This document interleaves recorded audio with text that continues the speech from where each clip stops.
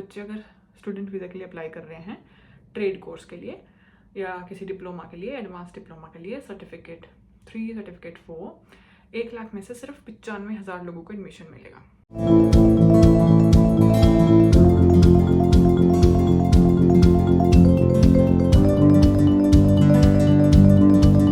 Hello everyone, welcome to Australia वाले। मैंने एक वीडियो बनाई थी जिसमें मैंने डिस्कस किया था recent student visa changes in Australia. उस वीडियो में मैंने एक टर्म यूज़ की थी, नैरोइंग स्टूडेंट वीज़ाज। उसी टर्म को आज मैं डिटेल में एक्सप्लेन करने वाली हूँ। तो अब नैरोइंग से हमें सबको समझ आता है कि ऑब्वियसली अगर इतने स्टूडेंट वीज़ाज है तो वो नैरो हो जाएंगे, मतलब कम हो जाएंगे। तो अगर मैं ऑस्ट्रेलिया के हिसाब से बात करूँ, यहाँ की जो फेडरल गवर्नमेंट है उसने प्रपोजल दिया कि जितने हम इंटरनेशनल स्टूडेंट्स को अपनी कंट्री में अलाउ करते हैं उसका नंबर हम लगभग रखेंगे 270,000 स्टूडेंट्स। यानी कि सिर्फ 270,000 स्टूडेंट्स को ही स्टडी वीज़ा ग्रांट होगा, वो ही यहाँ एज अ स्टूडेंट माइग्रेट कर पाएंगे। अब उस 270,000 में से इन्होंने 2 सेक्शंस बना दिए जिनमें इन्होंने बोला कि जो 145,000 स्टूडेंट्स हैं उनको एडमिशन मिलेगा पब्लिकली फंडेड यूनिवर्सिटीज़ में, और जो बाकी के बचे हुए 95,000 स्टूडेंट्स हैं उनको वीज़ा मिलेगा वोकेशनल इंस्टीट्यूट्स में। तो इसका मतलब यह है, सपोज करो 1 लाख बच्चे अगर स्टूडेंट वीज़ा के लिए अप्लाई कर रहे हैं ट्रेड कोर्स के लिए या किसी डिप्लोमा के लिए, एडवांस डिप्लोमा के लिए, सर्टिफिकेट 3, सर्टिफिकेट 4, 1 लाख में से सिर्फ 95,000 लोगों को एडमिशन मिलेगा। ऐसे ही कुछ लोग मास्टर्स करने के लिए या फिर डॉक्टरेट करने के लिए या ग्रेजुएशन करने के लिए पब्लिकली फंडेड यूनिवर्सिटीज़ में अगर वो अप्लाई करते हैं, सपोज करो 2 लाख बच्चे कर रहे हैं तो 2 लाख में से सिर्फ 145,000 स्टूडेंट्स को एडमिशन मिलेगा। तो अब ये जो इन्होंने रीडिस्ट्रीब्यूशन किया है नंबर्स का, ये बेसिकली कैसे किया है, क्योंकि इनके हिसाब से क्या है कि जो बड़ी यूनिवर्सिटीज़ हैं जो सिटीज़ में हैं, इनको लगता है कि उसमें बच्चे ज़्यादा आ रहे हैं और उनको फेवर हो रहा है, और जो they are lucky in this case, और जो रीजनल एरियाज़ में यूनिवर्सिटीज़ हैं वो ज़्यादा कुछ बेनिफिट कर नहीं पा रही हैं ऑस्ट्रेलिया की इकोनॉमिक ग्रोथ को। तो इसलिए उसको बैलेंस करने के लिए ये रीडिस्ट्रीब्यूशन किया गया। इन्होंने बोला है कि इस पर्पस के लिए इंस्टीट्यूट्स को पर्सनली कॉन्टैक्ट किया जाएगा। अब ये किस बेसिस पे होगा?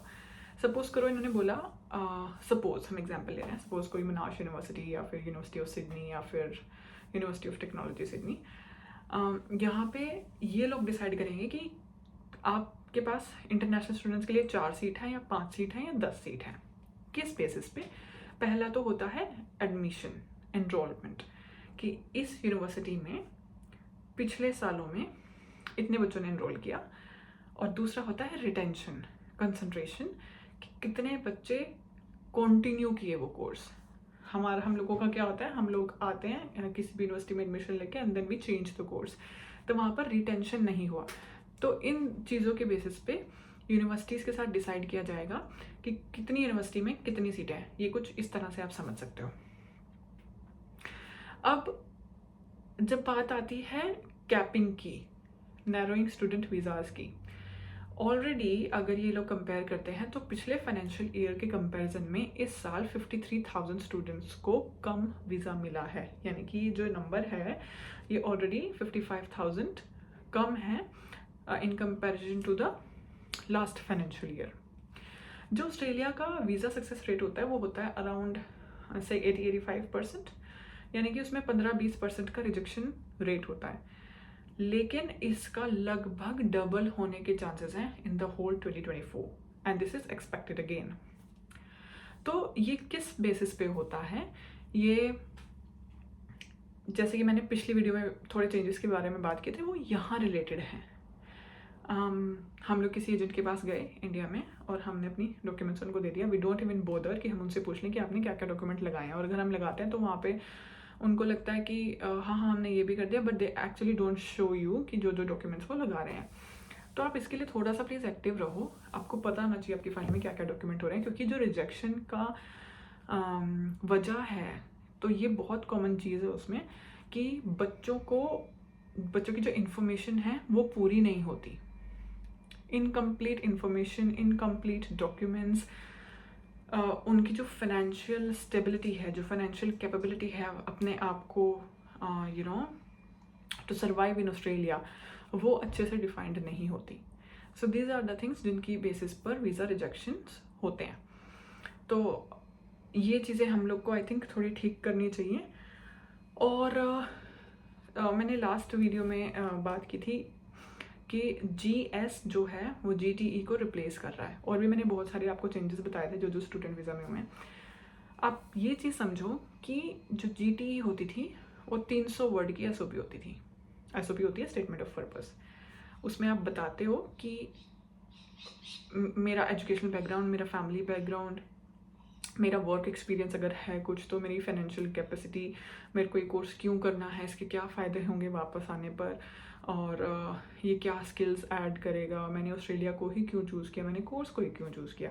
तो ये 300 वर्ड में हम लोग GT लिखते थे. एंड देन फाइनल SOP हम लोग जब लिखते थे, जब हम वीज़ा डालते थे. अभी इन्होंने क्या बोला है, इन्होंने GS यानी कि जेन्युइन स्टूडेंट, पहले वो था जेन्युइन टेम्पररी एंट्रेंट. जेन्युइन स्टूडेंट इन्होंने जो टर्म दी है उसका मतलब यही है कि इन्होंने अब आपको अपने स्पेसिफिक क्वेश्चंस देने शुरू कर दिए हैं. तो जो इनके क्वेश्चंस हैं आप उनका जवाब दोगे. वो 300 वर्ड की जो GT जाती थी अब वो नहीं होगी. एक और चीज़ जो मैंने लास्ट वीडियो में मिस कर दी थी वो ये थी कि जो फीस है स्टूडेंट वीज़ा की, एप्लीकेशन फ़ीस $710 के आसपास होती थी, वो $1600 हो चुकी है अब. तो और IELTS का तो मैंने आपको बताया था. एक और चीज़ है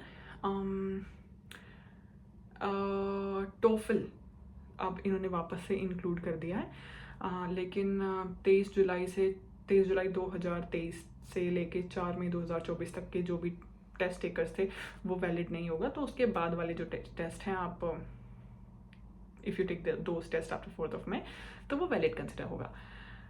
तो आई थिंक दैट्स इट. और एक जो है, ये मैं भूल गई थी, देखो, जो टेम्परेरी ग्रेजुएट वीज़ा की है वो लेंथ रिड्यूस कर दी गई है, लेकिन it's not for Indian nationals because of Australian and India economic cooperation and trade agreement. और इसके अलावा ये बात हमें सबको पता चल चुकी है अब तक कि जो टेम्परेरी ग्रेजुएट वीज़ा होता है 485, जो विजिटर होता है 600, और एक मेरी टाइम क्रू करके वीज़ा होता है, आई थिंक इट्स 988. इन सबको अब स्टूडेंट वीज़ा नहीं मिलेगा. अगर आप इस बेसिस पे आ रहे हो, you will have to go back. So you can't actually convert yourself into a student any more. अगर आपको स्टूडेंट वीज़ा के लिए अप्लाई करना है तो आपको इंडिया से ही करना है. So these were the things that I wanted to discuss and clarify, because I think last video में बहुत ज़्यादा एक्सप्लेन मैं नहीं कर पाई थी. मेरी फर्स्ट वीडियो थी वो. I hope you like the video, and if you like the content, keep following and subscribe to the channel. I'll see you in the next video. Bye bye.